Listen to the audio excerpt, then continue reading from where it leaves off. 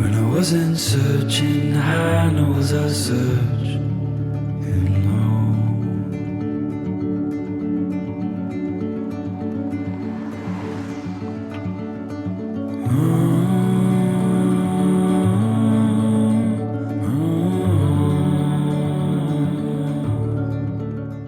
So I hope you like that cinematic intro. I shot the videos when I was in Beirut, Lebanon. It's a very short, I wouldn't call it a film. It's a cinematic video, but it's probably contains all the points that I will be mentioning on this video. Speaking of cinematic videos, first of all, let's come to tips and advice that can help you not only in cinematic perspective, but it can also help you in creating videos in general. So here I wrote down all the thing that I want to mention. So it starts with storytelling. Now, why storytelling is so important? Imagine you have a great visual, you have ability to create such an amazing transition between your sequence, but if it's lacking story, if there's nothing, if it's just transition and just moving, and like if there is no subject, then it will be useless. This was probably my mistake when I started videography in the beginning. Like, I didn't really focus much on the subject. I was like, I just want to shoot a video. But I'm actually not complaining, because if I didn't start like that, I wouldn't be at this point right now. I wouldn't,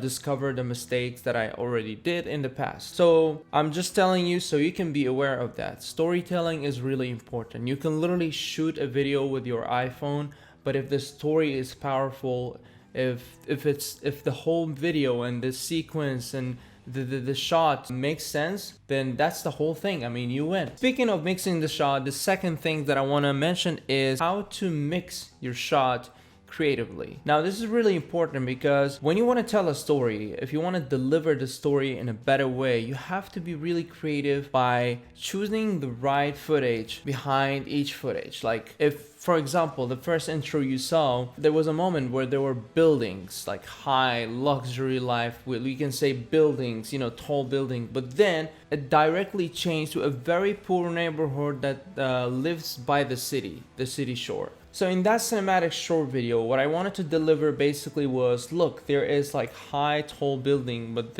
next to it, literally next to it, there are also poor people living. It's not a big powerful story, but it is not empty. But at least there's something that can speak and evoke the emotion of the audience. Another point that I want to mention is sound design. You can't imagine how important is sound design, but basically, if you don't have a good sound designing in your video, if it's the most professional video ever made, but if the sound is lacking, there are like some lacking sound, it wouldn't look professional. I mean, just imagine when you mute a Hollywood movie, how weird and awkward it will be. It just doesn't look and sound right. So sound designing is really important, and especially when you take care of small details. So when the video start in the cinematic intro that I made, if you can notice that there are some added sound design, for example, the honk of the car, the street, it's like chee. So I'm gonna show you right now.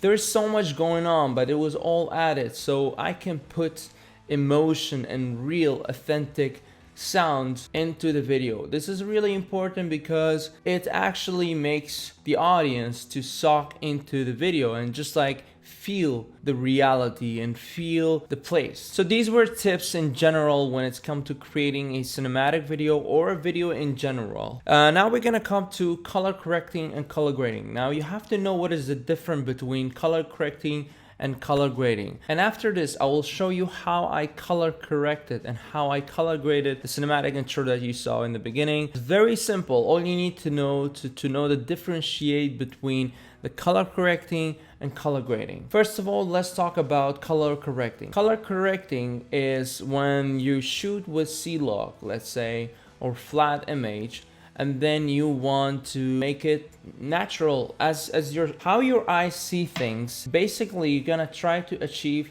that low. For example, let's say you see natural green in the forest. You shot a whole video, the whole set in the forest. The way you saw it there, it should be the same with when it comes to color correcting. So if it's a flat image, you have to add contrast until it becomes more natural. Or if your white balance is a little bit off, for example, let's say if it's a little bit warmer or it's a little bit, there's like a cool tint to it. So you just have to fix it and make it more natural. The skin tone and everything. So you should really be careful when it comes to color correcting. So color correcting is very easy. It's all you have to do is just add contrast and just fix the white balance. In my opinion, this is what I do basically. But when it's come to color grading, it depends on what are you delivering. So in the cinematic video you saw in the beginning, I wanted to deliver kind of like a dramatic side of Beirut, which was showing the big tall building and showing like poor people on the sea. It was like somehow dramatic, it was somehow sad, it was, you know, so that's why I wanted to give it like a dark theme look. And color grading can help you a lot to deliver your message in a very smooth way. So yeah, basically these are the simple tips, but these are really important. These are the thing that you should know when you want to create a video, or especially a cinematic video. Besides this, I started my filmmaking school. I'm going to be a cinematographer, so I'm studying about cinematography. And to be honest, I learned a lot in this week. I can feel like I'm going to have a lot of experience in the future, so I can, you know, make more videos like this. But in general, what I learned is to watch films. Really, like, this is the best way to get inspired, to explore more colors, to just know how the shot's been done, the angles, everything. You have to really take care of details when you watch any film, especially the new movies. There are like so many things that we miss because we're so evoked in the emotion, and this will kind of makes you not enjoy the movie. But it is hard. Being a cinematographer is not easy. There's a lot of technical things you should know, you should learn. Last but not least, always think outside of the box. Think differently, because this is the key to create something different. Alright guys, so that's it. I'm gonna jump right into Adobe Premiere and break it down to you guys how I edited that intro and achieved a certain look to it. So let's jump in. Alright guys, so as you can see right off the back, we have some sound design here. If I can zoom in here right now, I added some, like, we can say street vibe sound effect. So basically you directly know, without even seeing the video, you know there's something going on the street. And by the way, I created this text with Photoshop. I didn't really create it here because I don't trust the text font, like creating text on Adobe Premiere. I'm sure you can do something similar like this here. I usually create text in Photoshop and then I export it as PNG, so I can just put it over here. So yeah. And then as you can see, from the cuts to cuts, it's very, you know, simple. Here what I did speed ramping. I mean, it's very easy. I think there's a lot of tutorials on YouTube. It starts with a fast motion, and then here, as you can see, it slows down, and I show the text video. And then same things with the next footage. We have speed ramping here, and it's very nice. Like, it kind of gives a very nice transition between, you know, the videos, as you can see.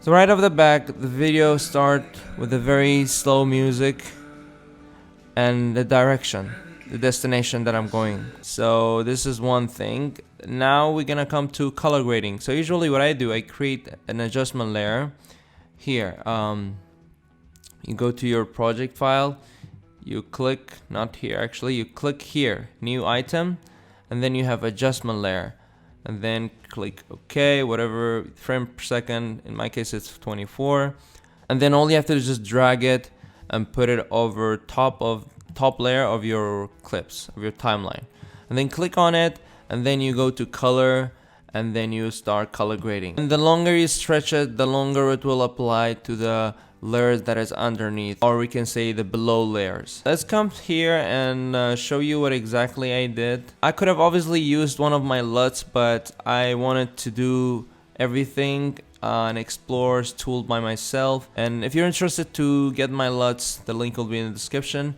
Anyway, so basic correction, what I did right off the back, if we go ahead and see the C-Lock version, before, after. See how crazy it is, like color grading can do a lot. So what I did was very simple. You don't really need huge skills for this. All you need is to add a little bit of contrast so you can get detail, see here. So we can get this natural, we can say this is more like a color correcting thing. And then we have creative side. I think I brought down this shadow tint to a little bit bluish, as you can see, before, after. See, it's like a cyan bluish on the shadow. And then we have curves. I don't think I touched any of curves. And then we have color wheeling. This is the whole magic. Like this is the whole thing. Literally is. I mean, look at this before, after. So this controls the brightness and the darkness of each. For example, we have shadow, midtones, and highlight. This controls the darkness and the brightness of each section, and then this controls the colors on each. For example, we have shadow. This will change the color from shadow, and I as I mentioned that I already did that in creative, and I did a little bit here too, but I darken it too. So this we have cyan color here, and in midtone I added a little bit of yellowish, so it can kind of bring back and balance and shift the colors with the shadow. And then in highlight I added more yellow to it. And I usually like to brighten up my highlight and bring down my shadow. It will kind of pop out the video.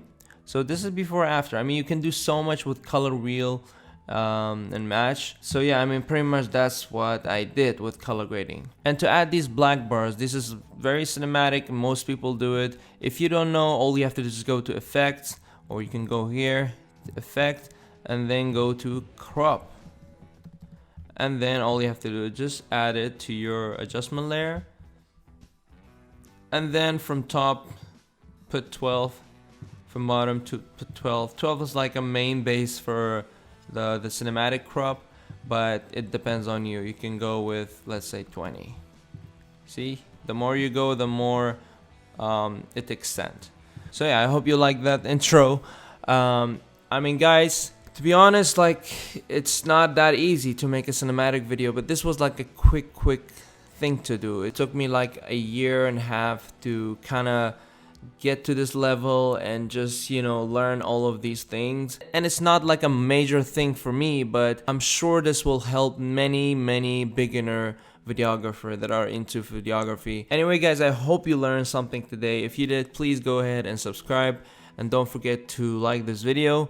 Also, don't forget to check out my Instagram and check out my store, where I have all of my preset bundle, LUTs, and many freebie presets. So hey guys, I see you in the next video. Have a great time.